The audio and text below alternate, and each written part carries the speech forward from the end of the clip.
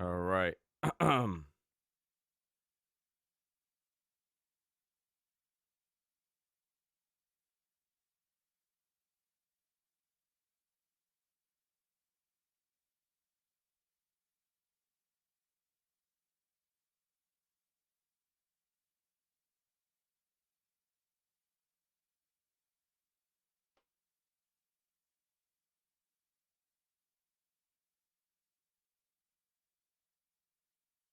Hey now. All right. We got a lot to talk about today. Waiting for Rich. Yo, Tim, Eric, Green Lives Matter. What up?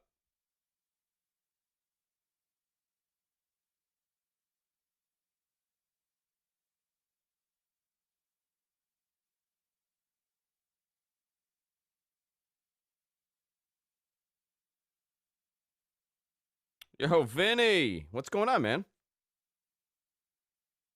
All right. This camera's bugging out. I don't know why. I think the connector's bad. 1, 2. We got 3. Brock wins a Rumble and challenges himself. That's the ending, guys. That's how it ends.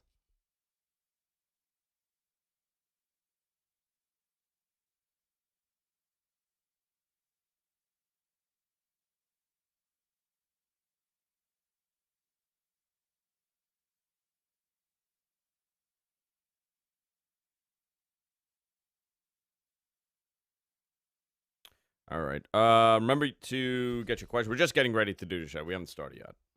Rich is on his way. I got to get some notes going. I like that everybody gets an email notification when we go live. Kind of like that. So who do you think is going to win, if any? I thought he was putting the title on the line for a split second. No, he's just in it, but I think this is going to lead to whoever eliminates him is going to be the guy. Electrifying Radio, what up? Happy 2020 to everybody.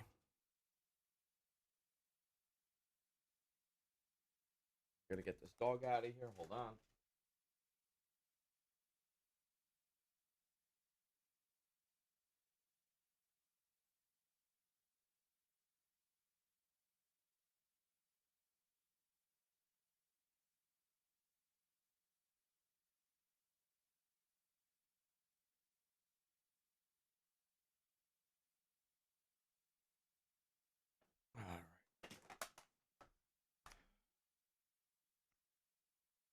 All right.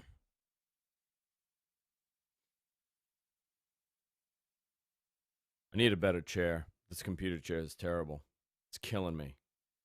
Oh, look at that. This Ustream feed is working nice.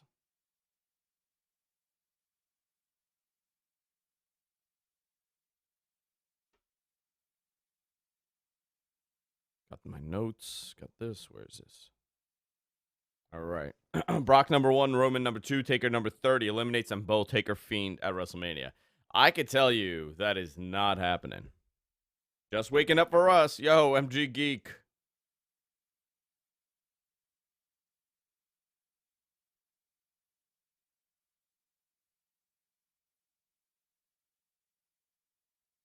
Green Lives Matter. There you go.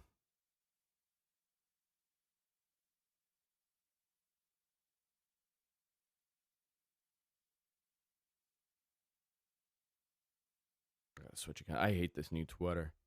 They killed all the apps that I used to use. Instead of now I gotta.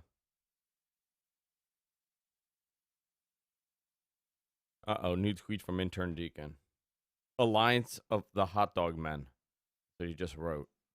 He's out of his mind, this guy. He hasn't been to work in a long time.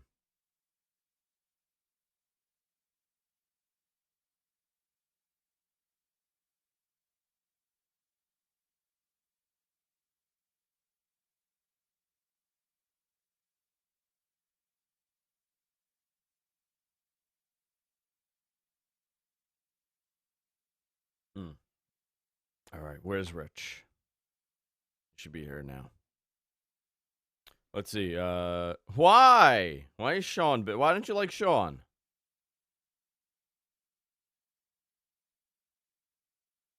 When Bray was just Bray, I think Taker Hello, kisses finger gun. Good morning, bang. Hot head. Drew, no, listen, Drew, they gotta, I spoke about it last week. They gotta pull the trigger on him at this point. They're running out of time. You could see that Heyman has done a very good job at building that upper mid card. The main event scene is a mess, but that upper mid card, he's done a good job at pushing Buddy Murphy and pushing Alistair and everybody else kind of in that position. Andrade, he's the guy going forward. Really, he's one of the guys. Oh my God, intern Deacon, I really want Lars Sullivan to ruin Lana and Lashley's wedding. Can you imagine? Can you imagine if that was the big reveal out of the cake? It was Lars.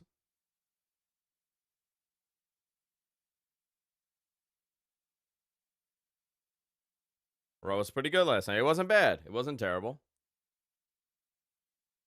All right, let me see where Rich is. Is he alive? Bobby's lover. I'm Bobby's lover.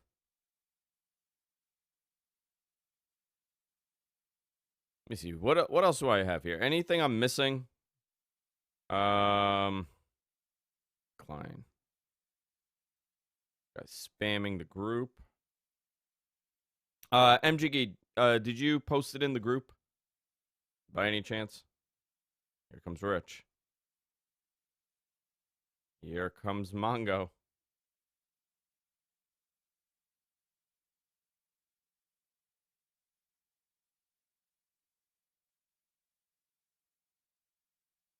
Hello. What's going on? Oh, nice. Nice. So gentle. How are you? Terrible. Just a busy day. Busy day. Diarrhea in a cup. All right, let's get this here. I got what to tack. I'm recording. I'll tell you off the air.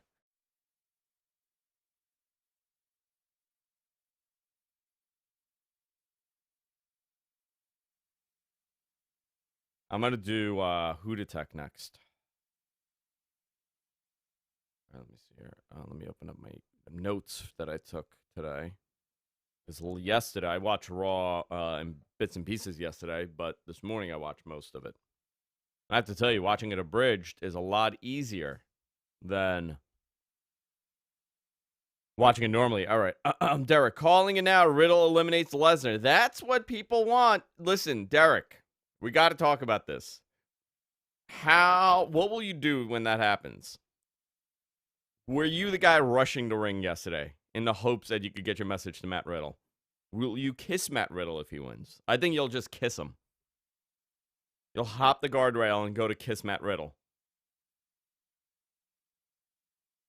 I told you guys, Derek has a shrine of cut up Matt Riddle heads on his entire family's body. Just Matt Riddle everywhere. The kids are Matt Riddle. His wife's Matt Riddle. Cousins, nephews, aunts, uncles. Everybody's Matt Riddle. Just cut up heads of Matt Riddle everywhere. Calling it now. All right. If Brock versus The Fiend is to unify the titles because 2 titles is still really dumb. I asked. I was told that is not what they're doing. Brock's not winning the Rumble. I mean, they didn't tell me that, but I'm pretty sure Brock's not winning the Rumble. The purpose of Brock being there is to get eliminated by somebody and have him make that guy. And currently, we'll talk about it. There's a lot going on here.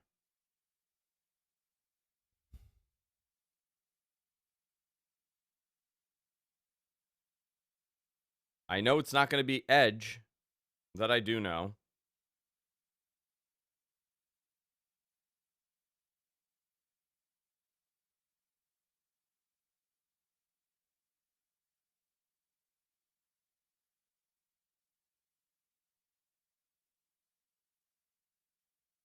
Let me see here. Any other notes here that I do not have?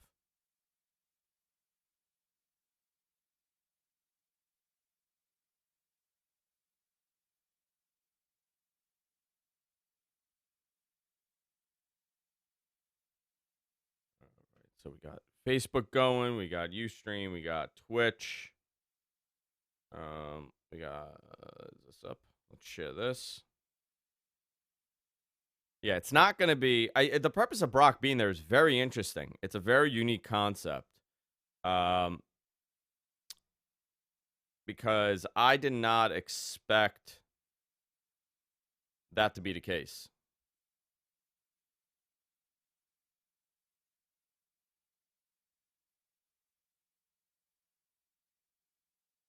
Okay, we got the watch party going in the group.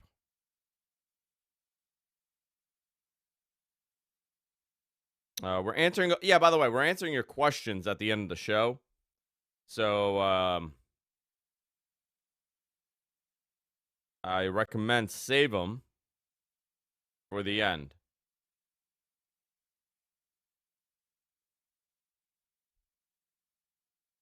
Let me get this here. Okay. If somehow met Riddle and Shibata would become a tag team, I would be in heaven. Boy, heaven for Derek. Ali wins the Rumble, faces Brock at Mania. Heyman pays off the ref at Mania to screw Ali. Brock is about to leave with the title. Bret Hart comes out for some reason, forces Brock enter to win. This is, that is a fever dream, Corey. I know people are mad, but who is he going to defend it to right now? Well, here's the thing. He doesn't have anybody to defend it to. That's the biggest problem. Bork. Mork and Mindy. No. You can leave it open. He's working. Yeah. Yeah, no, he's getting paid. He's making some money. Brian beats The Fiend. Punk wins Rumble. Hyped. Let's see. Punk eliminates Brock Lesnar. Fork Lesnar. Ha Lesnar.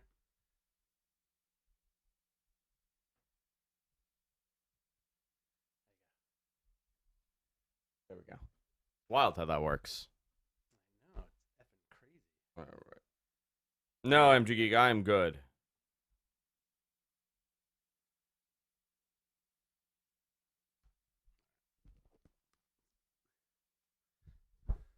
Hi. Hi. Hey, Rich. Oh, that's perfect. Sounds good, right? Sounds great. Yeah. Did you just leave it? I Did. did. You leave the settings? Yeah, I just left everything from Saturday. What's up, dudes? And dudettes. Remember the dudettes. Friday. It's Friday. Friday. Right? Friday. Yeah. No, we I don't did. remember. Like I feel like I've been sick for a month. So. Okay, so we have a lot to talk about. We'll start off with WrestleKingdom. Yeah, baby. If you want to go down the card with me, if you Yeah. have it, just quick because I know it's like 80,000 matches. Yeah. And then I got some news. Yeah. Yeah, we have I'm testing out Ustream. I remember that Brad, the former owner of Ustream, now it's IBM, gave me a lifetime account. Really? And I haven't used that thing in months. Uh-huh. Years, probably. And I just logged in, and it's doing, like, unbelievable stuff. And I'm testing out... I want to bring back the free-for-all this year. Do you remember the free-for-all? Yes, absolutely. Okay. I want to bring back the free-for-all. And I cannot do that show on YouTube. That is a show that'll get me thrown off YouTube. Yes. So I said, F it. I will just do that show on Ustream where we could take the phone calls and we could play the music and do all that stuff. The free-for-all was like a call-in show. It was like a radio show almost, where people just call in and just like, we would have topics. We would talk about topics. People would call in. We'd bust balls. And we would drink every Friday night from 8 to 10. And it became a very successful show. It was fun. Yeah. It was a lot of fun. It was a lot of success, but I just couldn't maintain the show anymore. I couldn't do it. I think. Now, with this phone system, very different scenario. You've been talking about this phone system for like 3 years. I have yet to install. Well, it's like a $4,000 phone system that I got, and I haven't installed it. Next week, we're going to take calls, guys. Yeah, I know. One day. We're waiting for Chris Tobin to show up. You get that shirt you're going to eat? I'm going to eat this. No, I haven't. No, nobody found the clip yet. I want someone to find the clip. I'm waiting for that. What if it's not a shirt? What if it was like a belt? I would eat the belt. I'd have to boil it. Belt. I'll eat my shoe. I maybe said I'll eat my shoe. It was either a shoe or a shirt. So it's one of those, but you're definitely going to eat something. All right. Let's begin. You ready? Mm-hmm. Okay. All right, boys and girls, we're getting started. Share this, like this before we start, and hit the subscribe button as always. And we'll begin in 3, 2, and 1. Hey, everybody, welcome to Matt Men, your source for all things professional wrestling. I'm Aaron. I'm joined by the Ryu to my Ken, Rich Stambolian. Dukin. What's Are going you on, Ryu man? or are you Ken? You know what? I've always been a Ken guy. You always play with Ken? I always play with Ryu. Yeah. And I get really cheesy in the game. Yeah. I just do Hadoukens constantly. Over and over again. Over and over again. Right off the bat, Tim Anger, another $20. Thank you very much. He says, love you guys still listening to past shows to find that bet prediction. And he's confirming it was a shirt. If he finds the clip, I'm going to give him the $20. You're going to eat that shirt. I'm going to eat that shirt. Guys, eat that shirt. There's so much to talk about today. WrestleKingdom 2-night event. It was on Saturday and Sunday. And then there was New Year's Dash, when nothing much happened at New Year's Dash. Nothing really They big. set up Dominion, right? They set up Dominion. They set up certain angles. I want to talk about that. I also have the original plan for this year's WrestleKingdom. Oh, really? Which I want to talk about that because it's very fascinating. Kenny Omega. Yeah, he was he was going to lose to Naito. That was the moment. But we'll talk about that in a whole lot more. Obviously, Brock Lesnar returned last night to Raw. Setting up Royal Rumble. There's so much to talk about. But before we continue, I want to let you guys know we had a tremendous amount of messages coming in right now on this iPad that belongs to my wife that I'm going to eat also. I'm going to take Stop this. saying you're going to eat stuff. I'm going to eat everything. Going to hold you to it. We're going to hold you accountable for that. We should make a thing of it. What things that I eat? Yeah. Yeah. Hashtag eat that shirt. People are now saying hashtag eat that shirt, guys. Before we continue, last week, Rich apparently did an unbelievable plug for Patreon because you guys funded us. Like, crazy amount of patrons joined up to fund us. And I think we're going to start doing our watch-alongs again. Yeah. I think we should start with Royal Rumble again. Maybe we could do one every week going forward. Maybe we could, me and you. You know what we could do? How about this? Are you drinking yet or no? No. Crap. Sorry, dude. Okay. Then I could get drunk. You can get me high if you want. Yeah, maybe I'll get you high. You can get me high. Maybe you can get smoke and watch Royal Rumble. That might be fun. We're going to do a couple of bonus shows. Obviously, this year we are kicking things off with a bang. We've done 2 shows already. 2 more than we did in the entire month of December. 2 shows. But you can fund us if you enjoy the show. Go to patreon.com/MattmenPodcast and fund us. If you want to get Mattmen gear, we have an awesome Mattmen t-shirt at ProWrestlingTees.com/MattmenPodcast. It's a great shirt. Great shirt. We need to add more, but I got to get a new one. Me too. Mine is all faded. Yeah. You could go there and buy a t-shirt there. Also, if you're watching here on YouTube, you could become a super user like Tim Anger, Super Chat, and fund us whatever you feel you want to fund us while we do the show. Thanks, man. Let's begin with WrestleKingdom 14. Did you watch it live or did you watch it pre-recorded? 2 things. One, can I move this over just a little bit? I'll move you over. Okay. Yeah. Yeah, because so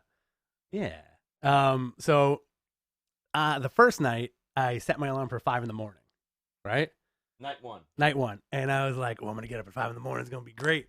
The only thing I caught was the last 2 matches: Jay White Naito and Okada Ibushi, which were fantastic. Yeah. Right. So after that, I went back to sleep. I woke up. I was still feeling kind of crappy from being sick for so long, and took a nap. Woke up, did my thing, and then I was like, you know what? I'm just gonna make like this my afternoon, and I watched the stream later on. Yeah. I did the same thing Sunday morning. Sunday morning, I woke up at 5 in the morning, and literally the last spoiler alert, guys. The last thing, I woke up at 5 in the morning. I put it on. The only thing on TV is friggin' Naito just pinning Okada. Oh, so you missed it. And I was like, oh, come on. It's 5 in the morning. You know, I guess because it was a more condensed show.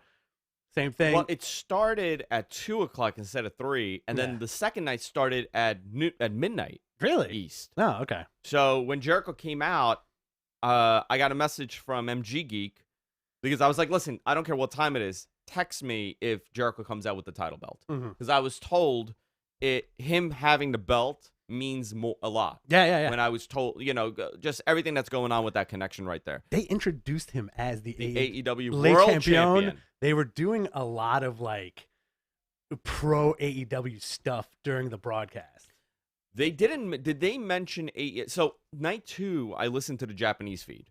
I couldn't get the U.S. feed. It was broken. Totally broken. Sunday they kept putting that on the website saying like, stop logging in. You're breaking it. But even on demand, it was like 10 frames a second, the video. Yeah. So I watched the Japanese feed. Did they mention Jericho's AEW champion on commentary? Yeah. They did. Because I watched Kevin Kelly did. Okay. English commentary was fantastic this year. I like Gino Gambino. Yeah, they all did. It was, I have it here. It was Gino Gambino, Kevin Kelly, Chris Carlton, and Rocky Romero. And they did such a bang up job with commentary for every single match. Really, really call to action stuff. They made you care about the matches. The Jericho stuff was fascinating because they really kept pushing the AEW stuff, right? Did you see the Jericho press conference? Okay, I didn't see the press conference. You want let's go Okay. through the card first because I have a lot to talk about the Jericho stuff. Okay. Do you want to watch the press conference while I go down the card? No. Go down the card. We could skip like the pre-show Yeah. on the night one, but Finn, I think this is where it like really picked up. So Juice Robinson and Dave Finlay beat Guerrillas of Destiny for the IWGP tag, the heavyweight tag championships, which is cool. It shows that they really Japan. This loves, is night one, right? It's night one. Okay. It shows that Japan loves Juice. Yes. And Dave Finlay has a promising future. Dave Finlay, Fit Finlay's son, beat Tama Tonga and Tangaloa. Great match, nice back and forth. Mox defeated Lance Archer by knockout. 14-minute match. What'd you think of the match? I loved it. Okay. Top to bottom. Texas Death Match, the first time in New Japan history. Was that the second match on the card? It was the main card. Well, no, you skipped the Liger match. I skipped a bunch of stuff. No. Let's go back to the Liger match. Okay, so I loved night one of Liger. Okay, that was Sano, Otani, Takiwa, Taguchi, and Fujinami. And on Liger's team, it was Liger, Fujinami, Great Sasuke, and Tiger Mask with El Samurai. Yeah, and fun match. Only went 8 minutes. Only went 8 minutes, but those guys worked hard, man. They all worked really hard. They all worked hard, and they all got in the best shape of their lives. Sasuke did that crazy dive. So good. And these guys are not young. Like, I think Sano, is Sano 70? No. Yeah, Sano is 70 years old, I think. Is he really? Fujinami's up there. Fujinami's like 70. Imagine if Antonio Inoki came out. No, Sano's 54. Sano's 54. Fujinami is 70. Let's look that up. Watch him be like 40. Watch, he's like 33. Fujinami is 66. 66. Who? Yeah. Okay, I mean, nobody's 70. But there was somebody that was 70 in there. MG Geek, find out who was 70 years old in that match. Nobody's 70. Because I looked up the names. I was like, holy crap, that guy's 70 years old. Maybe I was listening to the Japanese commentary. Maybe I they were like, hallucinated. Andrew, they're 70. Yeah, maybe I'm hallucinating it. Andrew. I thought that was a great match, night one. It was fun. Yeah. You had some the Suzuki Gun beat LIJ, Chaos beat Bullet Club. Great, nothing really crazy, right?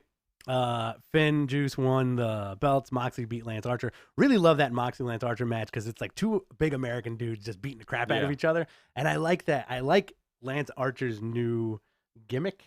Which is that he everything suffocates dies. you with a plastic bag? That was cool. I thought that was great. That was an homage to Terry Funk. Great match. They really beat the crap out of each other. Great finish with the Death Rider through the table. Yeah. So Mox now has the IWGP US Championship. So I'm like, okay, he's dropping it to Juice the next night. No, I was wrong. No, you know why it's wrong? Because you can't have Juice be the first double champ before somebody else is the first double champ. Yeah. So I think that's the route. But they did a nice job with that on night two. Okay. The return of Hiromu Takahashi and Will Ospreay. Match of the year so far? I don't know, man. Yeah, it's 7 days in. Match of the year. Oh, match of the year. This year, 5-star absolutely. match. Yeah. 5-star match. Did you love it? I loved it. I loved every minute of it. Did you love it? Like, wow, this was one of the best matches. One of the best juniors matches I've seen. I'll agree with that. Also, I really like the story going into it, how Takahashi broke his neck and he's back, and Will Ospreay challenging everybody, saying that he's at the top of the mountain. And both these guys pulled out all the stops. You know, every time Takahashi took a bump, even remotely close to his neck, it was like you're cringing, you know? Okay, first of all, I gotta say, this guy, he legitimately broke his neck against Dragon Lee. Yeah. A year ago. Okay? You mean Riley? Yeah, Riley. At the time, Dragon Lee. This guy legitimately broke his neck. A career-ending injury. Life-threatening injury. And this guy was not missing a beat. Yeah. He was the same. I mean, his style obviously is a little bit less reckless, but I mean, as far as talking about doing all the stuff that he did, he's at 100% this guy. Will Ospreay, everybody talks about spots. There was a story being told. Oh, my God. And if you can't see the story being told in that match, you're not seeing what I'm seeing. Absolutely. I think people, like, you know, without griping too much, I think I've figured out the secret of social media is people do these dumb hot takes just to get like a dumb conversation started. Yeah. And and what I've discovered from WrestleKingdom is people were just posting little clips without really watching anything. Well, that's how people, that's interesting. I think that's the story of consuming media at this point. Just watching like, dumb clips. Look at The Mandalorian. True. How many people that are posting Baby Yoda clips actually have seen it? Right. Have watched the entire series or have watched an episode? I don't think people have. Right. The number one thing on my YouTube over the Christmas break was all the scenes that Baby Yoda's in. And my kids were watching it, and they're like, I'm like, that's so weird. And I looked, and it was one of the most watched videos over the break. That's how people consume TV. Just in little bits? Just in bits. Best ofs. That's not good. It's not good. That's not good. That's not good for the future. If you're going to watch something, just freaking watch it. You know? Yeah. I feel like I have that argument with a couple of people I know, or it's like, oh, I just saw like the highlights. I'm like, yo, just watch it. See, I read spoilers, and then I watch stuff. Just watch it, you know? Great match. So then you have your first of your kind of, what was this, like a quadruple main event? Triple main event? Triple main event, I guess. Because the 4 belts were a lot of belts. The last 5 matches, like belts were defended. So you had the junior title, by the way. Hiromu won. Right. Right. He won the junior title. Naito beat Jay White. Yeah, very good match. Great match. Yo, I love Jay White. Jay White's, people don't like him, and I think they don't like him because he's such a good heel. Yes. He's a slimy heel. He's not a cool heel. Yeah. I really enjoyed this match. I think Jay White's 27. This kid, he's young. He's good. Yep. He's already had the belt. Yeah. Technically. He's gonna be a big star, but definitely. Yeah. I mean, when we did the show on Friday, we were talking about whose story is this to tell. Right? Is it Ibushi's? Is it Okada's? Or is it Naito's? We knew that it wasn't Jay White's story to tell, unless they're going for a complete swerve, and that's not how New Japan books. New Japan books very thought out. It's methodical. It's long term. They build. Yeah. So to me, it seemed like it was Ibushi's story to tell, but they did a good job at making you, watching that Naito match, you knew it was, oh crap, this is Naito's story. Yeah, absolutely. Now, do you want me to talk about what the original story was? No, I don't. I'll save it to the end. No, I don't. I don't want you to talk about it at all. Nothing. What if you just don't? What if I said that? No. I'm like, okay, we won't talk about what the Tell me the story. Was. I want to. No, we'll do it after the main event. Okay. Okay. So the main event, Okada beat Ibushi, which I didn't see coming. I really, really had my money on Ibushi for this whole thing. But the story that they told was unbelievable, especially, I think Rocky Romero said it on commentary. In order to stop the rain, you have to suppress the heavens. And that's the story that they told, where Ibushi has constantly been climbing that mountain to beat his personal wrestling gods. He had that whole thing with Tanahashi. Yeah. Now he's having his whole thing with Okada. And Ibushi's story is he wants to be up there with all these guys. And he just couldn't. And he couldn't do it.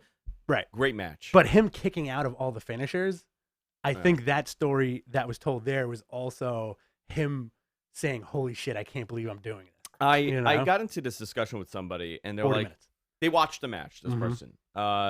And he was like, I really like, it was good, but it's so slow. I'm like, here's the deal. I go, it's a 40-minute match. Right. Japan, they pace matches differently. Not that you don't like it because it's slow. The pacing is different than an American style. Yeah. The American style goes to the outside. There's like a big block of nothing, and then it just goes boom, boom, boom, slows down again, boom, boom, boom, slows down again. Yeah. The New Japan way is that they start off hot, they slow down, and then it picks up. Yeah. The last 5 minutes of that main event was remarkable. Oh, my God. They were so stiff with each other. Ibushi hit the V trigger. He hit, they were just going, how many times did he hit him with a Rainmaker? Oh my god, tombstones, tombstones, reversals. It was great. yeah. But my God, how good is Okada? They're both unbelievable. He's really, I'm gonna say it. He's the greatest pro wrestler of all time. Pro wrestler. All right, Greatest pro wrestler of all time. That's those are some strong words. But I'm inclined to agree with you. I mean, we talk about Flair, and we talk about all the mountain of the greatness. Mm-hmm. He really is. Yeah. And he's young. He's not even 30. I think he's 28, 29. It's fun to play fantasy booking with Okada, but the dude has delivered such a ridiculous amount of great matches because of their roster. The New Japan roster, he's 32. The New Japan roster for the last couple of years has almost been like the Attitude Era roster of WWF. Just, it's so strong. It's like so many main eventers. So everybody is so good in the ring. Everybody has their own different character. And also, this is something I wanted to bring up. The last 3 years, it's been the same 6 dudes in the main event in some way. The main event Without Kenny Omega. Replaced Kenny with Ibushi, and it's been Okada, Naito, Jay White, Tanahashi, Jericho. 4 years. Yeah. 4 years. It's pretty nuts when you think about that. Yeah. And they're entertaining. They can go to the bank with these guys a million times. Oh, yeah. And it'll still be great. Yeah, 100%. So Okada wins. Holy shit. His entrance was unbelievable, by the way. I don't know if you caught that. Okada's entrance, yeah. Do look great. Unbelievable. He's their John Cena. He's their Hulk Hogan. He's all of them. I'm not as into Okada as I am with some of the other ones, but you watch him wrestle and you're like, holy crap. This guy is flawless in the ring. All right. Very good main event. Very good night 1. I was very surprised that night 2 did not sell as many tickets as night 1, considering the moment for that unification or the double champion for the first time was on night 2. Right. They had about 30-something thousand people. First night was 40-something. I think total 74,000 in attendance for WrestleKingdom over 2 nights. But that's still pretty excellent. Yeah, but you got to remember, it's Japan. Yeah. It's you don't have a population of 350 million people like you do here in the States. Right. The fact that people travel to Japan on those 16-hour flights to go see this wrestling show says something about the interest in the product. I don't think you could have picked a more remote place to have a wrestling event that could be successful. I agree with you 100%. Night 2. So, night 2 on the pre-show, LIJ, Evil, Shingo, and Bushi won the never open weight 6-man belts, right? Yeah. So does that mean everybody in LIJ has a belt? No. Sonata didn't win. Sonata was the odd man out. Oh, that's right. Sonata is the odd man. There's a story to be told. Sonata's beard. Love it. I know. He's creepy. He's one of the most fashionable dudes on that roster. He is the Japanese Unabomber. I don't know about that. Ted Kaczynski. Taguchi is the Japanese Unabomber. Taguchi's the Unabomber. So you had that. They won the 6-man. Your second match of the night is Takahashi and Ryu Lee beating Liger and Sano with Fujiwara, originator of Fujiwara Armbar, who also trained Liger. 12-minute match. Liger went out on his back. Great back and forth. The crowd was so hot for it. And Liger apparently requested that he goes on first. Yeah. Saying, like, this is not about me. It's about the older guys. Yeah. It's about the younger guys. And he lost to Takahashi. Hiromu. Yeah. As, he put over the future of the division. Mm-hmm. Liger, probably the greatest light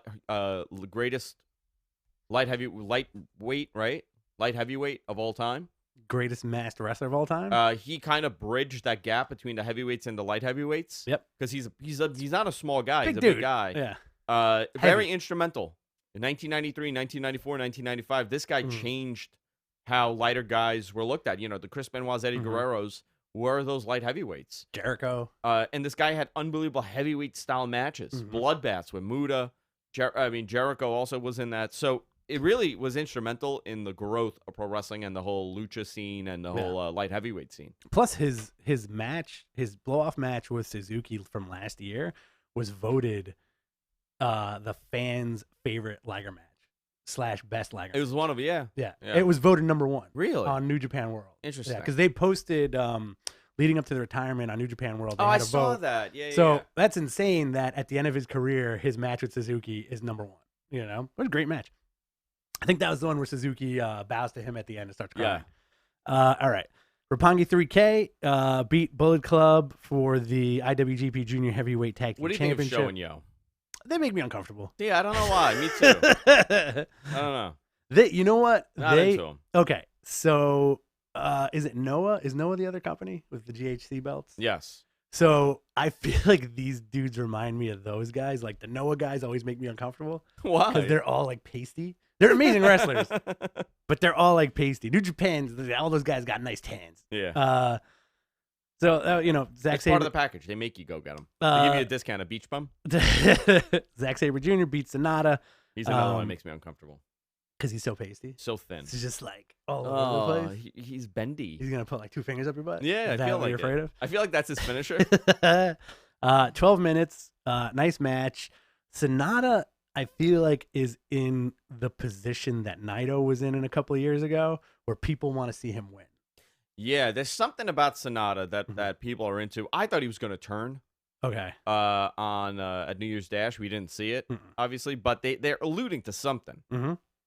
Moxley beat Juice Robinson. 12-minute match. I thought that match was fantastic. So my New Japan world got all screwed up, right? So the way that it happened to me, and this is so bizarre, and for like, it took me a while to figure out, like, this isn't right. So Moxley comes out with the title, right? That's what I saw. Yeah. Moxley's out with the title. The next thing it did, it showed Moxley in the middle of the ring and Suzuki coming out and beating him up. I'm like, oh my God, they didn't do the match. Okay. They just did like one of these like weird things where he came out, he beat him up, and Moxley left. It took me like 20 minutes to realize that my New Japan world skipped. You're like, what? Because I was reading, I'm like, they're like, oh, Juice Robinson looked good in the match. And I'm like, what match? It didn't happen. I could see that because Juice did the non-start opener where he jumped on Moxley. Yeah. So if it cut from like Moxley getting attacked and then Suzuki, I'd be like, oh shit. That's what it was. That's what happened. happened. So Minoru Suzuki comes out. The crowd goes nuts for his theme. Great match. He's in his tracksuit, takes off his tracksuit, gets in the face of Moxley, and murders him. Slowly takes his pants off. Slowly takes his pants off, wiggles, and murdered him. The way Mox sold the attack coming down the ramp, fantastic. Yeah. I love the fact that that New Japan is like, you get it. This guy gets it. He can work this style easily. Dude's a great wrestler, Zero WWE nonsense coming off this guy. Yeah, he doesn't. Cody had it. Oh, definitely. When Cody left WWE, main event style, he was wrestling a WWE main event style. It's slower, right? Like Bigger. how Cody does that. He does the enziguri off the second rope, right? He jumps on the second rope and then does the kick. It's so like it's fluid. Right. Everything is fluid in WWE. Everything is like, it looks great, but it doesn't look sharp and ugly. Right. Moxley, on the other hand, does not. All that's gone. Yeah. His style of how he's doing the moves is very different. Quick elbows, quick strikes. Except his punches. His punches are not looking great. I like his punches. I liked the closed fist punches between both of them. Between him and Juice were awesome. Yeah. But Cody has also said that that's the style he likes to wrestle because it's so broader, it's so big. Yeah. When you're not doing a close punch. Your punch is coming from Yeah. Like you're getting wide. And by the way, I'm not knocking his style. No, it's just but he also did change his style. Yes. But there's zero anything from WWE with Moxley. Like great entrance, great match. The finish for this match I really loved. The double Death Rider. Yeah. The rolling into the second Death Rider. Fantastic. Goto beat Kenta for the Never Openweight Championship. Great. Yeah, very good. I feel like Goto is the greatest mid-carder in the world. Ishii too. Ishii's great too. Yeah. Ishii's another one. 16-minute match. This sets up for the surprise later because New Japan has been very hot on Kenta for the last few months. Yes. So, and also Kenta perpetually teasing the Shibata stuff. Yeah, he's doing this. Yeah, he's doing the whole Shibata thing.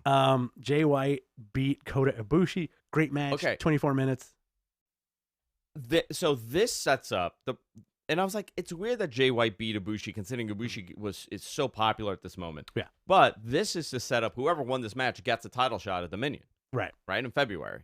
That's what it is. Supposed to be. They don't want to do Ibushi or supposed to be. I'm sorry. They don't want to do Ibushi and Naito yet. Yeah. Because that's a good story for later. Right. So they're technically going with Jay White as being the number one contender for the title. But we'll get to what happens after that. So I also like how I want to say Jay White is the only one on the roster who does the back off when Coda flips the switch. Yeah, yeah. Right? Because everybody usually just takes the beating when he's just like standing there and getting all mad. But Jay White he was begging off. I thought that was cool.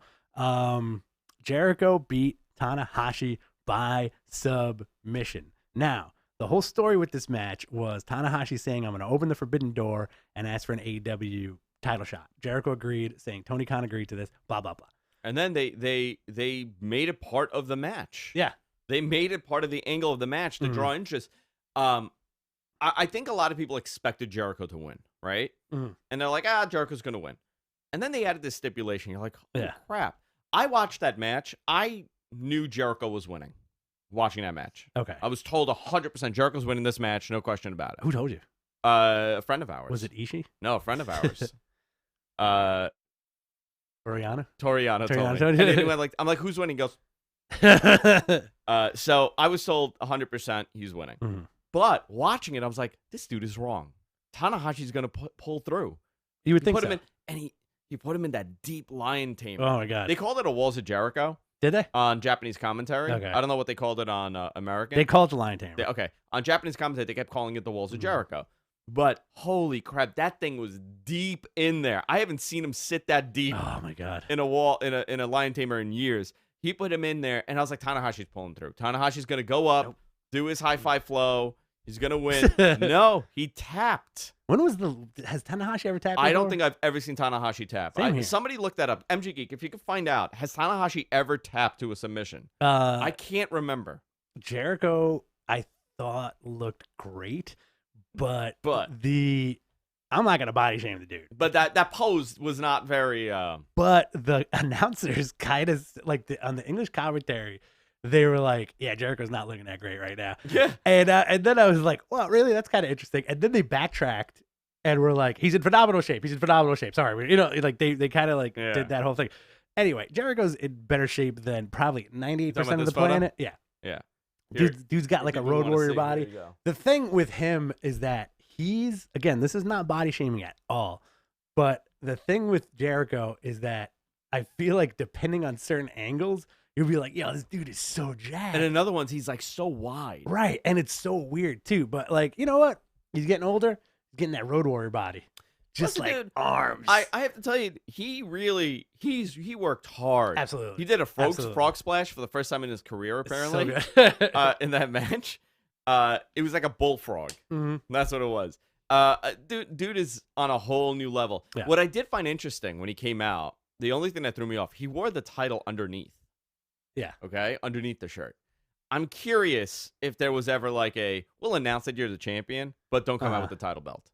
Well, and that's why he wore it. Or he did it to kind of hide it, and there's this big unveil where he rips it, and it's like, oh, crap. But they did zoom in on that thing. Absolutely. The ref did hold up the title and show, he did his whole thing. Whatever's going on, which we'll talk about the press conference, because I'm now remembering, I heard parts of it. Yeah. Whatever is going on, I don't think the relationship has ever been at this level between New Japan and AEW. Of possibility. A possibility for a number of reasons. Because I have a very close friend in the TV game. Yeah. Very close friend. And they've been shopping the TV show because off of Access. There is virtually no interest in New Japan TV on any of the not major. I mean, we could go major or not major. Right. On any of the rest on a channel that could suit them. There is some interest from nobodies for no money, but there's no money on the table for New Japan. It's so bizarre too that Access is like, yeah, you could always team up with Impact and we'll keep you because Impact owns them, and New Japan is like, nah, it's okay. Because Impact owns them, and they also don't have any real relationship with any of the workers at Impact, right? Zero, yeah. Whereas like a lot of that AEW roster, they had Okada, they had Sonata, and what did they do to Okada? They jobbed him out. No, they made him into. They did a Green Hornet gimmick, right? That's right. Yeah. It's bizarre, but look at that AEW roster Stacked. where the New Japan could feel comfortable saying, you know what, we'll send you a couple of guys. What a great pay-per-view draw to have Tanahashi versus Jericho On AEW. Yeah, on like whatever pay-per-view they do. Listen, what if they do a joint show? Yeah. You know, do a joint show. Mega show. They could do. See, that's the thing. Like when we went to that show at the Garden last year, how much better would that show have been if it was an all elite and New Japan show? Well, that was supposed to be. It was supposed to be all those guys. Right. It was supposed to be all those guys, and it just went horrible. Yeah. Which And the show was great. Yeah. I'm not knocking it, but imagine that like double card of like you can kind of see like all this stuff that we've. And this is a weird thing to say. It's a lot of stuff that we've seen before, but it works, right? Yeah. So the Bucks, Kenny, Cody, Jericho, Hangman, Moxley, all working those New Japan guys. Pac, Yeah. those other dudes, the SCU. Yeah, all of them. Everybody. So Jericho won, Lion Tamer, great match. Now we're at the main event, right? No. We're at the what are we at now? We're at the main. We're at the semi-main. Yeah, semi-main. Okay. So if I can interject, Yeah. Renius Meister, Tanahashi tapped against Minoru Suzuki. Tanahashi tapped against Minoru Suzuki. Okay, perfect. Okay. Thank you for that. Okay. So Jericho Tanahashi, great. We'll get to the press conference later. Now, Do me a favor. Yeah. Plug your mic back in.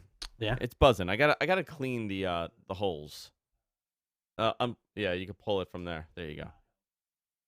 Push it in hard. There you go. Oh, baby. That's better. Coming in dry. Naito, IWGP Intercontinental Champion, beat Kazuchika Okada to 35-minute match. Great match. Nice slow burn match. Great finish to become the first double champion in New Japan. And they call it the Double Gold Dash. Double Gold Dash. They did a very good story of telling that he's beat up. His knees on English commentary, they kept saying how every year there's more tape on his knee. Yeah. On Naito's knee. Every match there's more. It's getting thicker and thicker, that tape, to prevent him.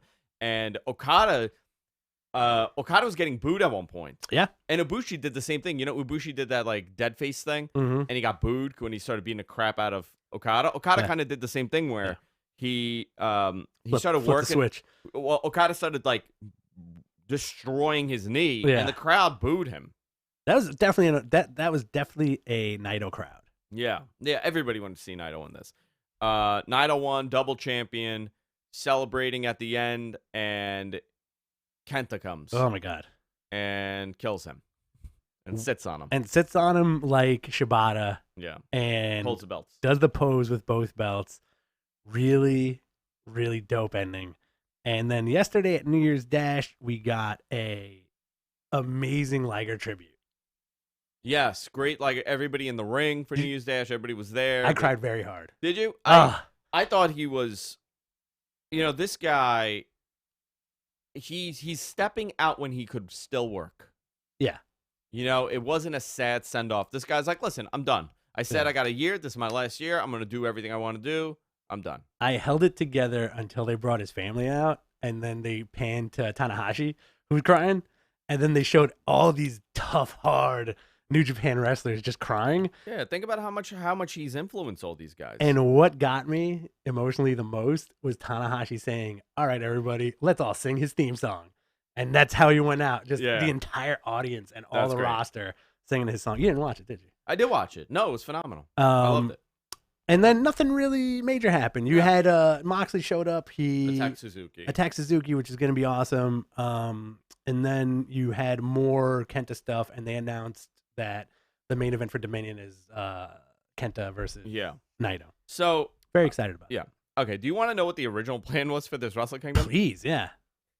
It was going to be Ibushi, Kenny, Okada, and Naito. Those were the four. Really?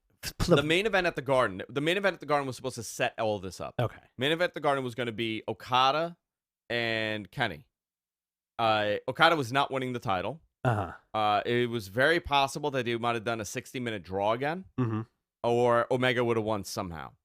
This would have led to all those guys talking about how they're the best, and this concept of the 2 titles happening. Okay. It was going to end up being Naito and Kenny, and he beats Kenny in the main event. That's how it was supposed to end. They were also going to tell the story of Ibushi and Kenny possibly having that rift. Okay. Because Ibushi, you know that whole dead face thing that he did? Yeah. That was supposed to lead into the whole thing with Kenny Omega, where like the gold has taken over. Mm-hmm. He wants the gold. And he doesn't care, and it's like possessed him almost like how Daniel Bryan was doing it with the belt. Okay. Almost like that, where he's controlled by getting both titles. Mm-hmm. And he would have lost. Kenny he would have lost to Naito. Okada would have lost to Kenny, and or it would have been the opposite. I'm sorry. How was it? Yeah. Okada was going to lose to Kenny, not get the title on night 1. Night 2 would have been Omega and Naito. Okay.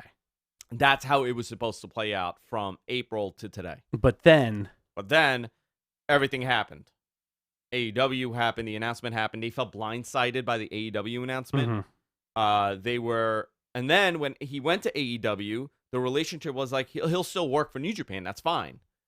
And he didn't. Right. Whatever happened. And I think a lot of this had to do with the way that they were going to book people. He was supposed to go to Japan. That didn't happen. And that's where we're at right now. And Jericho's now being the bridge. Jericho and Moxley are going to be the bridge. More so Jericho probably. Moxley seems like he keeps. I can't see Moxley doing any business deals with, like, apart from like his own stuff. You know, but what I mean? Moxley is going to continue with Japan. Yeah, which I think is still good. The Jericho press conference was interesting because it was a very serious thing where he was saying like, let's put our egos aside, let's put the past aside, let's put politics aside. There's a lot of money to be made by New Japan and AEW if we work together. Yeah. And we can be like take this all over the world, which is awesome, you know. And Jericho was, you know, he's like giving himself a little more dap, but you know, that as is his right. But him saying like, listen, I've been doing this for 30 years at the highest level. I am a good businessman. Yeah. And this is good business. You know? Yeah. And I think now with AEW doing pretty good in the ratings, right? The interest has not waned, right? No, it's stayed the same. It's getting it's getting a little better. I think the addition of the New Japan stuff will really pop the marks. I don't know when it's going to happen, but if it is, it's going to happen. It's tough. I think this is also fresh. I think New Japan needs them more than they need New Japan at this point if they're looking for. So one thing that was interesting, on night 2, they announced their schedule for the year. Yes. Or at least half the year. There was no U.S. shows. Right. So they were planning on running, 20 shows in the States in 2020? Yeah. You're half the year, you have none. Or what was it? 18, 15 shows, 20 shows, something like that. They were going to run a significant amount of shows in the U.S. Yeah. It's not happening. The thing with New Japan, though, is that they are very precocious when it comes to their expenses, right? Because if they see if it's not working, they're not going to do it. You know, they're not going to commit to it. And last year, there was that big issue with the government shutdown, and none of these guys could get their passports approved. Oh, yeah. Right? Yeah. And then there was, I believe, another couple of shows that were a little wonky. Kenny was supposed to be the face of their U.S. expansion. He was the first U.S. champion. Yeah. And it just kind of fizzled out, right? So leaving a bad taste in New Japan's mouth. Now they're coming around again. The Ring of Honor relationship is dead. They had a Ring of Honor title on the show, didn't they? Well, didn't Ryu Lee have the an ROH title? Yeah. Hang on, let me see. Dragon Lee. Yeah, I think he had it. Am I thinking? No, I think you're right. Yeah. You're absolutely right. Because I was like, oh, there's no representation of anything with them. But Dragon Lee's a New Japan guy, so it doesn't matter. So, you know, like, just not even acknowledging it. So, according to MG Geek, he's the TV champ. I'm sorry. They split the promotion into a U.S. division. That's why they did not announce those shows. Okay. It's essentially a second promotion they're running. It's not New Japan, which is, listen, it's going to be difficult for them to do that without any help. Yeah. Oh yeah. Absolutely. I don't think Impact. Have you watched any of Impact TV? honestly, like, I will watch matches here and there, but I have not sat down and watched like a full episode. Okay. I like the Tessa. I like my favorite part of Impact. All the Tessa Blanchard stuff. Okay, Tessa Blanchard. I did it for them. Mhm. They wanted it. Impact is not for them. Like Right. some of the shticks. Did you see the wrestling court segment they did a couple of weeks ago? I thought that was funny. It's funny, but it's not. It's not New Japan. Right. They're not gonna work with that. Yeah. WWE is a better relationship. Imagine if that happened. Listen, I would not. Honestly, I would not be surprised. Never say never. Never say. I would not be surprised if they said, you know what, guys, let's do it. Yeah, Okada versus Roman Reigns. Let's go. Let's make a lot of money. Yeah. Make all the money. Let's do Seth Rollins versus Ibushi. Mm-hmm. Let's do AJ Styles and Kenta. Oh, forget it. If you do a super show starting in Japan with the combination of those rosters, forget it. Well, they would do just to kill AEW. Yeah. In that sense. That's insane. Really. That's really insane if you think about it. Would it be Roman Reigns and Okada? Who else would it be? Oh. Two of the smoothest workers on the planet just having a smooth match. Who would be the guy? No, Tanahashi, John Cena, 100%. Okay. Right? 100% Sure. That's the match. Undertaker and Okada. Oh my God. Brock Lesnar and Okada. Mm-hmm. You know what? That would be a great match. So here's what happens. Yeah. Right? So Roman Reigns Okada happens. They get interrupted by let's say Naito and Baron Corbin. And then that's your tag match. Oh my God. Naito and Baron Corbin versus Okada and Roman Reigns. That is a nightmare. Listen, I'd love to see. How about Toriano versus Brock Lesnar? I would love to see Toriano Undertaker. I would love to see all of that. I want to see all the wrestling. I want to see all of it. Who'd have thought we were going to get Moxie Suzuki? Yeah, phenomenal, right? Mm-hmm. So that was Wrestle Kingdom. I thought it was a great 2 nights. What did you like better, the first night or the second night? I like them both equally, to be honest. I really enjoyed the first night, but because it gave you something different, you know, like all the matches that were on par with each other. Yeah. First night you had the Hiroma match, you had Ibushi losing. You know, it's set up for the second night. Second night you had the Jericho match. You had Mox retaining the Suzuki thing, the Kenta turn. You know, like really, really cool stuff. So now this leads us into Raw last night. Boy, what a different show. Yeah. Listen, it's not. Whenever we watch, like, if you watched any of the New Japan stuff over the weekend and then you watch Monday Night Raw, you realize Monday Night Raw is a television show about a wrestling promotion. Right. Here comes Brock Lesnar. He is entering the Royal Rumble at number 1. He is the WWE champion. There's a big story to be told here. Tremendous story to be told here. So stupid. The story is who eliminates him. Who's the guy that eliminates Brock Lesnar? Because that's the guy, right? That's the match. I don't think so. You don't think so? You think Brock's winning? Here's my prediction. Brock shows up number 1. Yeah. He wrestles until Roman Reigns shows up. Let's say Roman Reigns is number 5. Yeah. Right? Boom, boom, boom. They both fall out through the middle. Okay. Wrestle through the crowd. They disappear for an hour and then come back at the end. And the end is Brock versus Roman. And they do the double knockout. Oh, God. And then, what's going to happen? Who's like, I got knocked out. I'm going to face Brock hurt. Lesnar. Like, when is the last time we had the double elimination? They haven't done it in a couple years. Let's say like 4 years ago. Well, we got the oopsie one, right? Yes. So the first one was Luger Brett, correct? Okay. Second one was Rock and Big Show. Yeah, that's fun.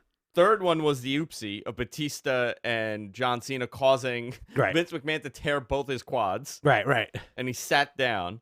Have we had another one? No, I think that's it. I don't know. I think it's equal parts stupid and equal parts entertaining. Okay, I'm going to ask you this. Sure. Brock Lesnar's number 1. Mm-hmm. Who's the dude that eliminates him? Who's the guy? I don't think he gets eliminated. I definitely think he gets eliminated. I think it's eliminated. Unless it's like a big group elimination where you have like Braun Strowman show up and just like pick him up. A lot of people are saying it's Drew. No. There's a lot of rumors saying that maybe it's Matt Riddle. All right. They do something with that. Okay. Whoever Keith you got to look at Paul Heyman and how he books, which is that this week was evident on his booking philosophy, right? He's not a main event booker. He's a really strong mid-card booker. Okay. He could develop those mid-card guys to become main eventers. Look at who he's developed over the last 6 months, right? The mid card of WWE. Aleister Black, Aleister Black, Buddy Murphy, Buddy Murph, Aleister Black, Buddy Murphy, Andrade, Cedric kinda. Andrade, right? Yeah. Those are the 3 guys that he's really pushed in a mid card. Drew now is a babyface, right? Drew's kind of a babyface. Sure. You got to look at how he develops these guys. Neither one of those guys are the guy that eliminates Brock Lesnar. Adam Cole. It's not going to be Seth Rollins. It's not going to be. It's not. I'll tell you this. It's not going to be Roman Reigns, Brock Lesnar. That is not the match. I think you're gonna get okay. And it's not Edge coming at number 30. He is coming back. You think so? Edge is coming back. Would you bet eating another shirt on that? You know what? Let's make it realistic. If Edge comes back this year, yeah, let's make it realistic. You win. If he doesn't, what do I win? Hold on, what do I win? Nothing. You're bragging rights. I don't want brag. I'm gonna be right anyway. I know this. That's horseshit. Like that. You want bragging rights are good. Okay, what do you guys want me to? It can't be disgusting, but it could be maybe something really hot, spicy. I want you to eat clothing. # eat the shirt. Let's see. # eat the shirt. Dog food. No, I'll throw up in front of everybody.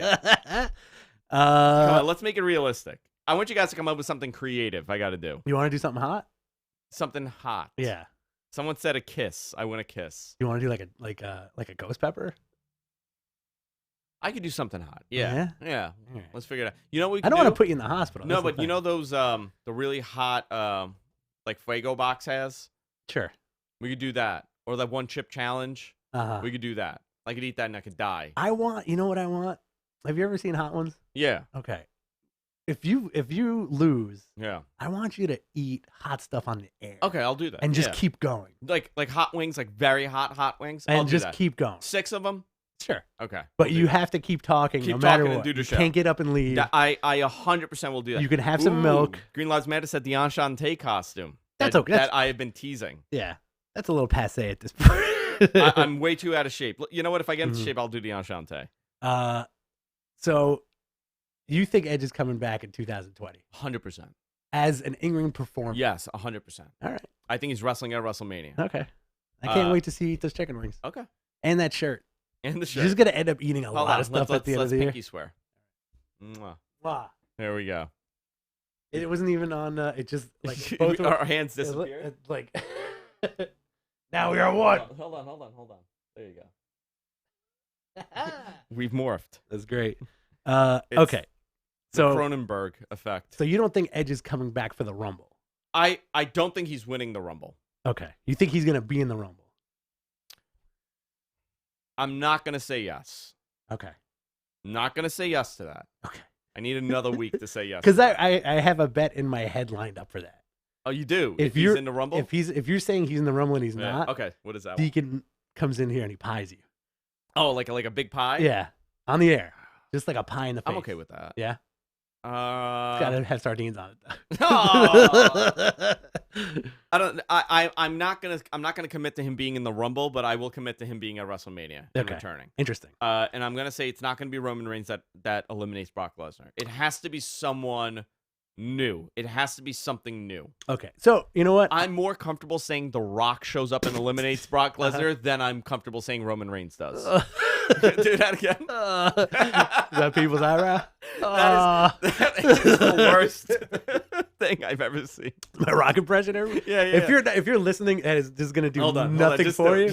Gonna do nothing for you. But if you're watching, it's marvelous. My original train of thought was it's possible that they do the Undertaker elimination with Brock, where it's like Adam Cole or Buddy Murphy. Everybody goes after. No, like it's like somebody small that pisses Brock off.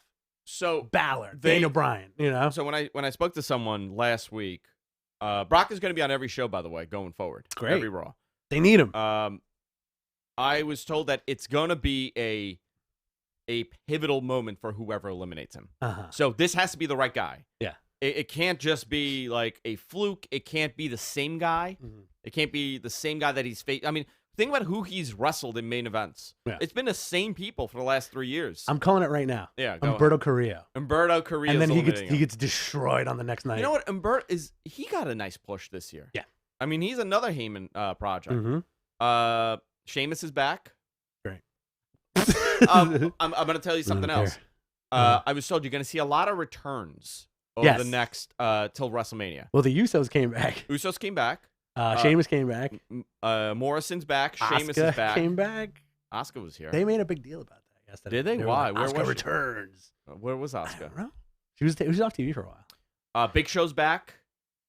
Expect a couple other people to come back. A lot of big shows. A lot of big shows. Kane. Keith Lee is a good pick. Yeah. And you know, we spoke about this last week. This is Drew's moment. You think so? I got to see. I'm hot on Drew. I'm not hot on Drew and Lesnar. No, me neither. You know, it's not now, not how they've booked Drew. Yeah. Over the last, month, 2 months. Yeah. Drew needs to be pushed. Like he needed that title a year ago. Yeah. Like that was the moment. He came back. He should have been the guy. Give the title a great heel. And then he could have lost to whoever he was losing to. They didn't go in that direction. Yeah. And now you're like, okay, I've kind of cooled off on him, but he's still so impressive because he's a fast big man. Mm-hmm. He's a really good big man. They're on a kick right now for big men. Yeah. Oh, they've always been. Mrs. Bigman from PS41. They're really big on him. Yeah. I'm just hoping that they elevate it. You're also seeing that Dominic. I anticipate you're going to get Dominic versus Rey Mysterio. Do you think so? Yeah, this kid is annoying me, and Ray is too much about his kid. Well, Get it. Speaking of Ray, I don't know if you saw the Andrade match. The Andrade match, Great match, where it looked like the ref told Ray, "Hey, get out there and react again." Oh, is that what he did? So I wasn't home. I watched it at a bar. Okay, so they did a spot where Andrade moves and Ray ends up hitting Selena, and then Zelina. Selena passed away in 1995. And then Ray is like, he literally just went, "Oh, that sucks." Yeah, right? Like he hit a woman. Yeah. And then he goes back into the ring. Andrade sets him up for the finisher for like the hammerlock DDT. The ref pulls them apart, and it looks like he says, "Go back out there and do it again." And then Ray goes out there and he looks at Zelina and he's like, "Oh, Maron, what's happening to this girl? Why'd I hit her so hard?" Right? He became Italian. I knocked the lights out. Oh, Maron. And then it looked this is giving me agita. And it looked like Ray turned around and went, "Is that good enough?" And then came back into the ring, and Andrade's like, "Yo, what the F is going on?" Yeah, it was awkward, right? And then they locked up again, and they did the exact same. They did the hammerlock DDT, and that was it. It was the weirdest thing in the world. Part 2 of being weird, the priest got tackled by security on his way to the ring, and they cut away from it. No, wait a minute. During the AJ match? Yeah.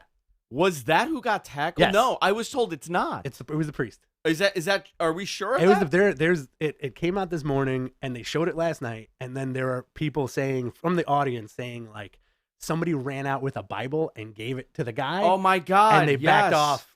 Like security backed off, but they tackled this poor old man for no reason. Oh my God! Yes, it was the priest. This is wrestling, baby. Oh my God! I am looking at this. So last night it was really awkward because AJ.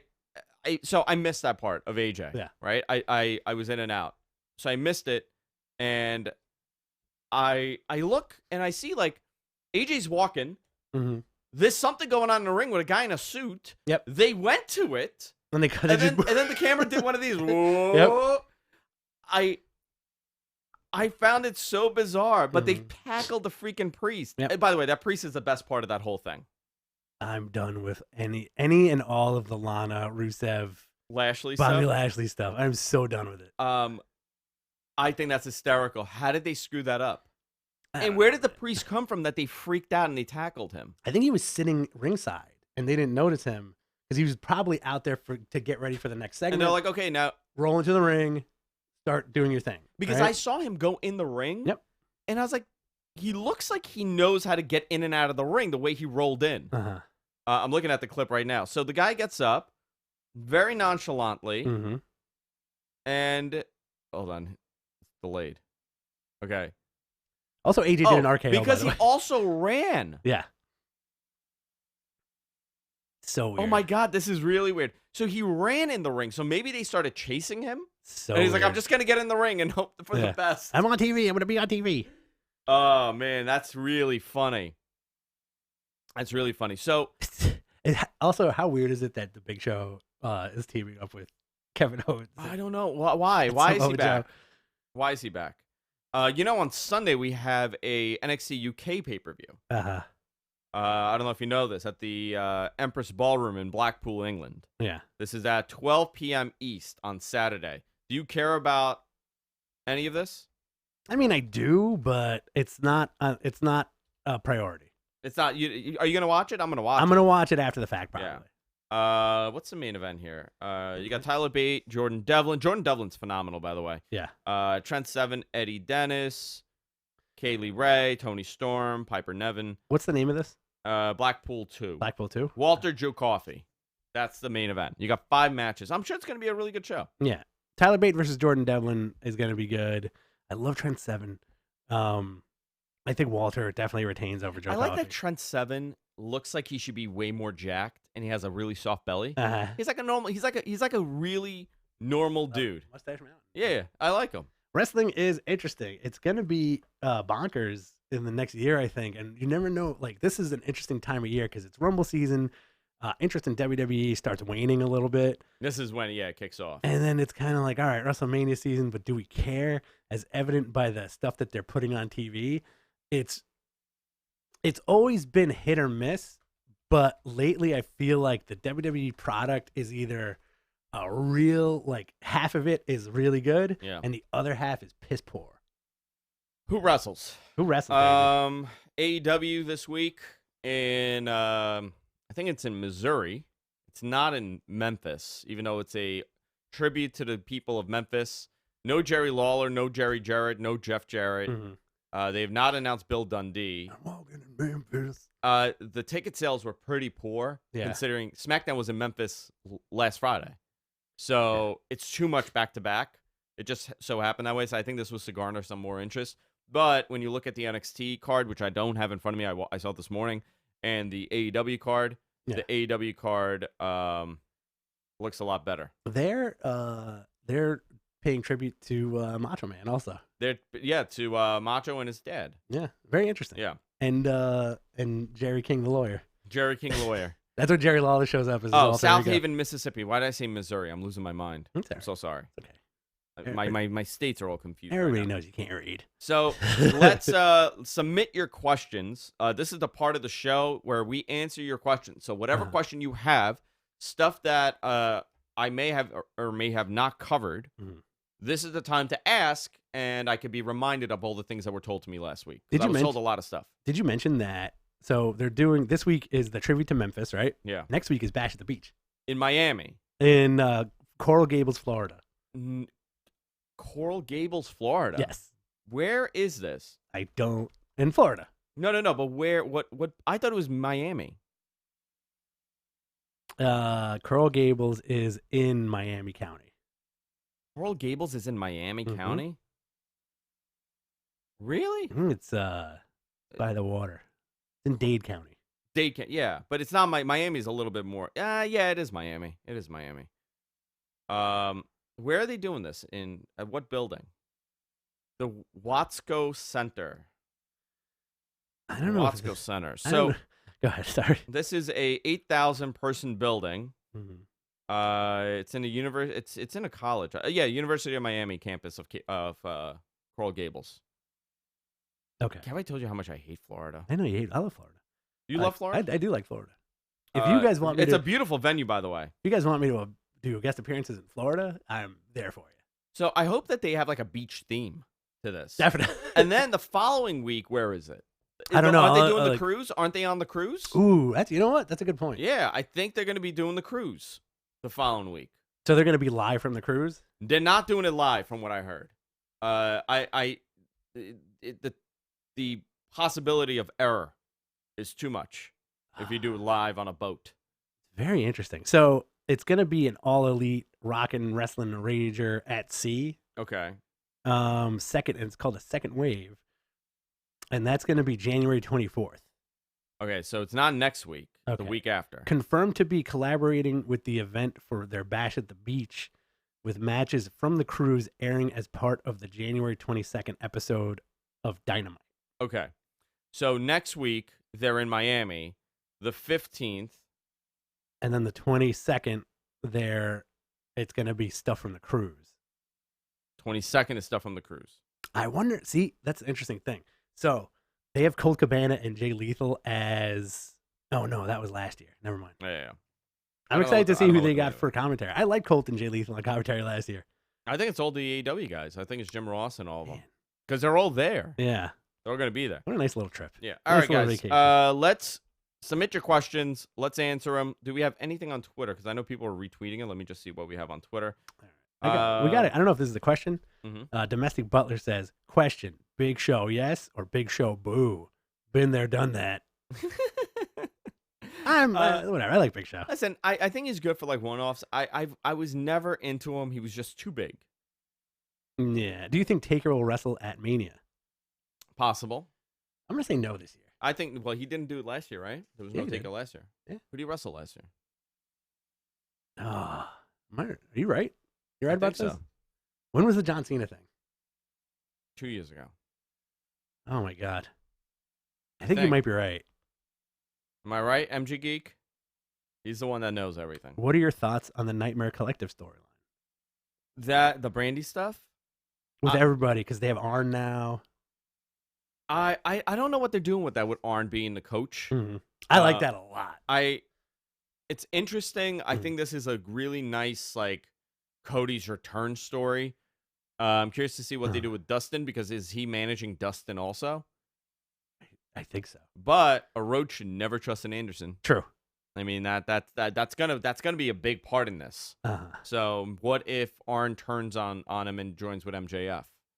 That would be something like a Horseman type thing. Well, Sean Spears has Tully.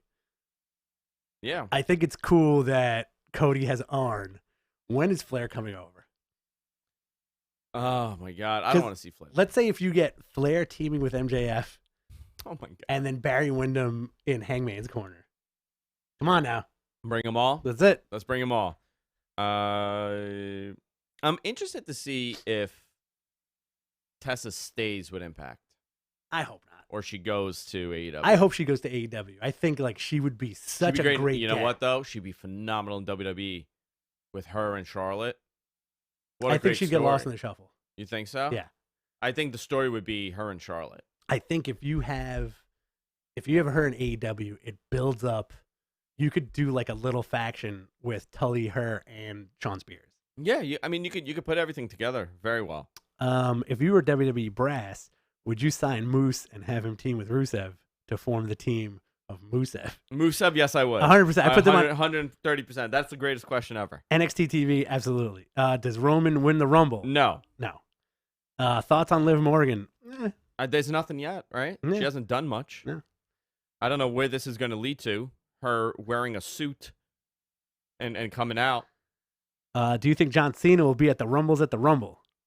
Do you think John Cena will be at the Rumbles at the Rumble?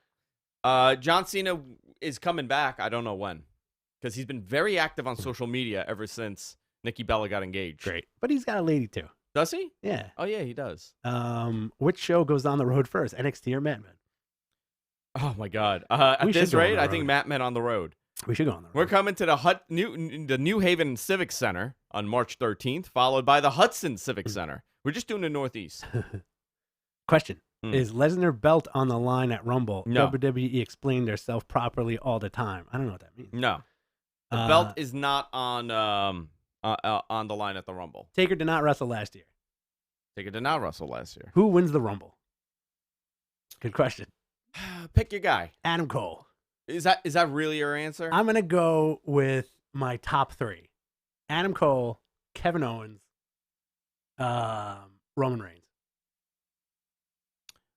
I'm going to go Daniel Bryan. Ooh, I'd love that. I'm going to go Daniel Bryan winning the Rumble. Okay. and challenging the Fiend. Sami Zayn. Well, that's the thing. What happens with the Fiend now? What's the story with this? Yeah. So it looks like it's going to be Miz and Morrison versus the New Day, Great. right? That's what we're looking at. Is the Miz a heel now? I don't know. Do you give a shit about John Morrison right now? I have to tell you, they sucked any kind of energy out of that by Absolutely. having him just open a door and it's like, the Miz isn't answering questions. And just look around? Killed it. Obviously, he's going to be in the Rumble. He's going to do his crazy spots. Him and Kofi are going to do maybe like a dueling spot thing. Yeah. Let's bring Evan Bourne back too and just Sure. have him do a spot. That's a possibility because he's wrestling for Evolve. They have been saying that John Morrison is going to be in the Rumble since 2011. Do you know how long they've been saying that he's returning to the Rumble to do his spots? So ridiculous. Someone says Keith Lee. I don't think it's Keith Lee. I think it's a main event player, whoever it is. There is a crazy rumor that it's Matt Riddle. I can't see that with the way that Riddle's been booked. But remember, this is going to be whoever eliminates him is being made. Yeah. That's what I was told. Whoever eliminates Brock Lesnar is being made at that moment. Does that statement hold any weight in modern WWE? No, because they have 5 different names right now that could be the guy. And it's not going to be Aleister Black. It's not going to be Buddy Murphy. It's not going to be. Maybe it's Drew. I don't know. I got a question for you. Yeah. Why does WWE hate creating main eventers? It goes back to they don't want to be held. It's a Vince McMahon thing. Vince McMahon hates being held for money, held for anything. And this is his philosophy that this is the last time anybody's going to hold me up. I'm just going to create a bunch of guys and the product be WWE, not the guy. Because Brock is the only, real... But Brock's a project. He's a project. Yeah. Okay. But you got to also remember, Vince McMahon, I'm reading this great thing online, and it's been like these pieces that this guy puts together on Reddit, and it's about like all these guys, all these main eventers, and how at one point they all hold Vince McMahon up. Oh, absolutely. And so on Something to Wrestle last week, they did the Iron Sheik. That was the topic, and Bruce told a story about the Iron Sheik, and they were talking about the whole WrestleMania thing and the whole Hogan thing, and him dropping the belt to Hogan. Yeah, and how he went to Vince and was like, "Listen, I was told to get I was going to get $100,000 to break Hogan from AWA from Vern Gagne. Vern Gagne. Yeah, and Vince thought he's like, this fucking guy's holding me up, but he wasn't. Right. He was just telling him. But I think so many people have held this guy up. Think about it. Hogan has Warrior, Shawn, Brett, Austin, Rock. Yeah, I'm not playing by your game. Goldberg, Brock at one point. Brock, yeah, definitely. Taker even. Very interesting. This is a control thing. When you have a product and you're investing so much time, and now you have a competitor, a major competitor, I'm going to build a star, and this guy's going to say, no, you're doing it my way or else I'm leaving. Right. CM Punk was the last guy that did it. Yeah. After that, we saw, when is the last time they created a star like him? I do think the CM Punk situation is very interesting in the regard that he was definitely conscious that and this is why he's back on Backstage. He's definitely conscious that WWE is the biggest sports entertainment organization on the planet, right? Yeah. And he's like, listen, I think his whole stance was, I'd love to be here, but you're making it very hard for me to be here.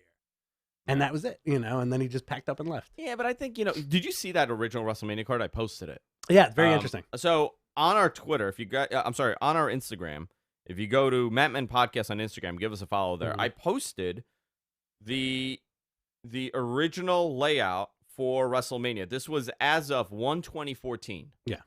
Okay, this was the script. This is what was going to be the matches at WrestleMania. This is the year Punk left and before he left. This is right before he left. So he left probably the week after. He left right after Royal Rumble.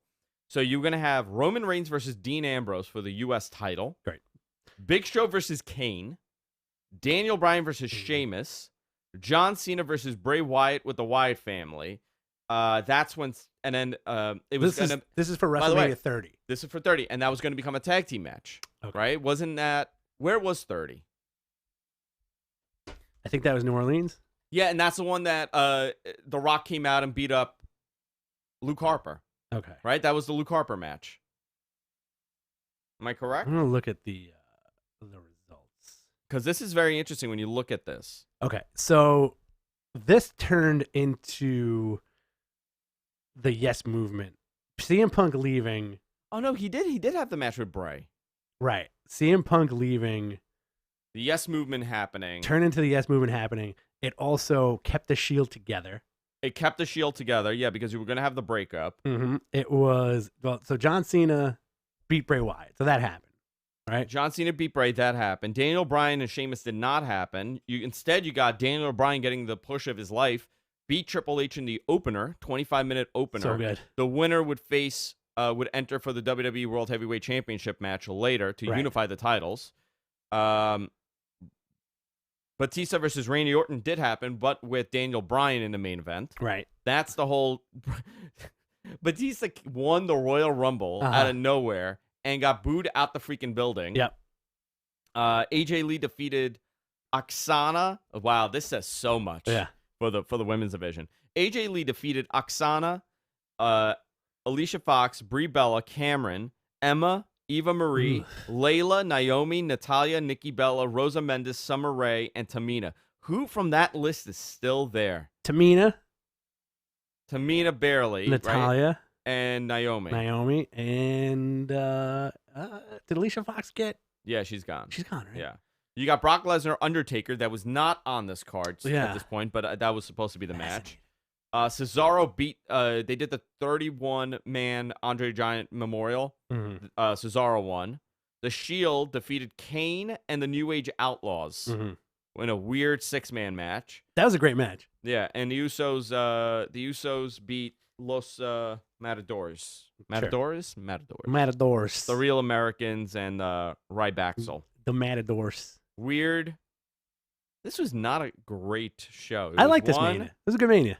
It was 1, 2, 3. I was in Vegas for this. I watched it in my hotel. I had a giant party. Did you? Yeah, you did. Yeah, I was in Vegas. Party. And that's what made it so much fun, because it was also a party with a lot of people who didn't watch wrestling, and by the end of the night, they were all Dana Bryan fans. Yeah. This is a Silver Dome, brother. That was the moment. Come on, brother. Rock wrestled the next year against Luke Harper. Okay. Brother. Let's see what else. Yeah, so you could just see how everything trickled down, and that was the last time Vince was kind of held up. Is there going to be a ladies' Royal Rumble this year? Right? I don't know. Let's look up the Rumble. That's January 27th, also. So in like 20 days, Royal Rumble. I don't think they've announced it yet. Okay. Maybe they've realized that I think they are going to do the ladies' Rumble, the women's Rumble. So, ladies' Rumble. They are. Men's Rumble, women's Rumble, Bray Wyatt versus Daniel Bryan, and Becky Lynch versus Asuka are the only things announced so far. So now, here's the interesting thing. You don't have Daniel Bryan in the Royal Rumble. You don't have Bray in the Rumble. You don't have Becky and Asuka in their Rumbles, respective Rumbles. Yeah. But here's who has entered the Rumble. Roman Reigns. Boom. Brock Lesnar. AJ Styles, Eric Rowan, Randy Orton, Rey Mysterio, Ricochet, Drew. So far, so good. On the women's side, Charlotte. That's it.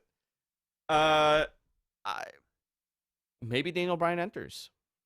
Maybe Daniel Bryan wins a title.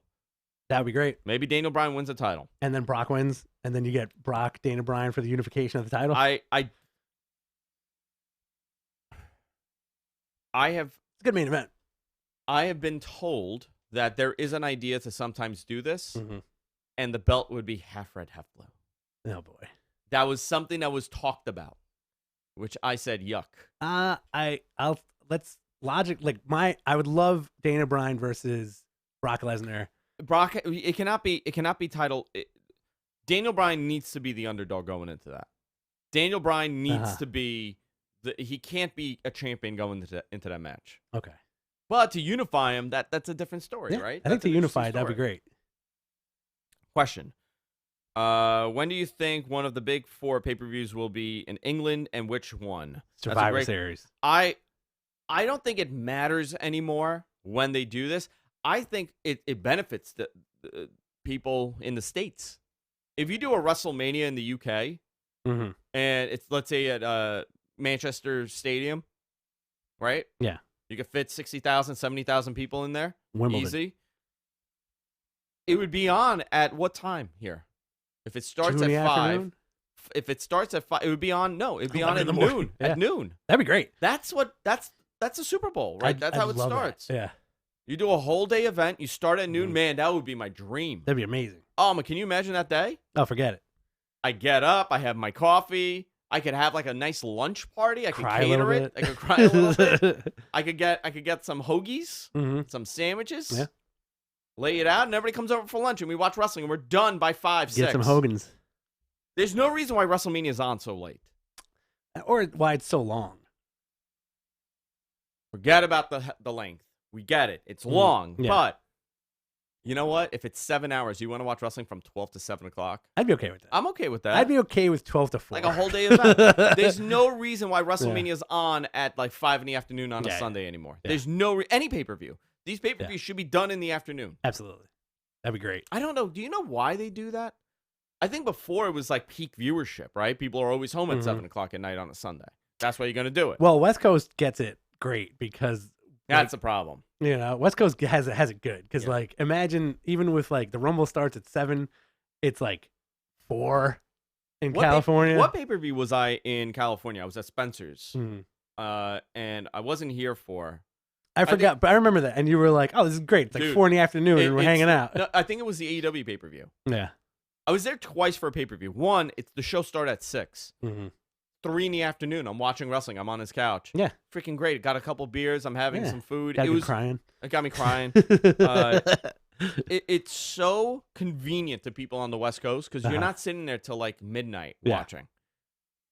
But I would say the first one to go to the UK. What are you picking? Survivor Series. Survivor Series? It's the easiest one to do there. SummerSlam. Why not? Nah. Summers in England aren't that great. Yeah, it's not great. I was in England for during the summer. Not fun. According to MG Geek, you were there for All Out. I was there for All Out. That's what it was. He's okay. like your VA. Yeah. Your virtual assistant. He is my virtual assistant. He remembers everything. Uh-huh. I think he put a camera in your head. I think it's possible. Who do you want in the Hall of Fame this year? I think we spoke about that. I'm gonna go with British Bulldog. Batista. Batista's in it. Jericho. When does Jericho go in now? Let's say if he doesn't re-sign with AEW. No. If he continues with AEW. Ooh, I'd say within the next 10 years, because they have to give it to Jericho, right? Or he's gonna be one of those dudes that like a Macho Man or like a Dusty, where it's like years later. But there's also a lot of guys not in line before Jericho, but you have your Kane. Kane's a good Kane this year. Kane. Yeah. Okay. Kane's a good get this year. I'm gonna go with British Bulldog. I think he needs to go in this year. He's a good name. He's a really good like top guy that they haven't put in. Any other question before we wrap it up? MG Geek said you had to call me to get the Kenny results before you were traveling. Yes, because my flight was delayed from Vegas. Uh-huh. Was that it? Does he mean STD results? Yeah. His test results. The Kenny results. He had the clap, we found out. Mm-hmm. That's it. I think we're done. Cool. Guys, go Goodbye. to our website, gfknetwork.com. Subscribe to us. We're everywhere podcasts are available. Remember, Patreon. Fund us. If you're a fan of the show and you enjoy the show, you can fund us. Patreon.com/MattMenPodcast. You can follow us on Twitter, MattMenPodcast. Instagram, MattMenPodcast. And our Mattmen Podcast group on Facebook. 14,000 people in there. Unbelievable. Beautiful. Any other plugs? Also, does AJ Lee return this year? Very good question. No. I anticipate her coming back at one point. I don't think so. You don't think so? I think she's going to come back. I'm saying no to her, and I'm saying no to Edge. And CM Punk. And I'm saying no to CM Punk. CM Punk, if they do it, it's going to be a street fight at SummerSlam. Against who? Vince. I don't know. It's Stephanie. Somebody who starts beef on him and Linda McMahon. On the backstage show. You know, apparently, but like this is the other rumor too that we haven't talked about. We're being teased apparently by Harlem Heat versus the Revival. I saw that. I would love to see that. And Booker T apparently is getting in shape for the Rumble just in case. Yeah, I love Booker T. I want to see this. I'm okay with this. I bet you if Vince sees Booker T in the ring and he's jacked up, that dude's gonna get another run, U.S. title run. How old is Booker's in his 50s now? No, I'm gonna say 51. No, he's how old is he? Let's see. You've been off today. Booker T, wrestler. Booker T is 54. Wow. All right. You're right. He's in his 50s. He's in his 50s. Great shape.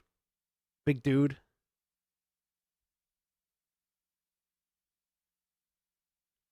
Andrew, we need to work on setting up the on-screen chats for the watch-alongs.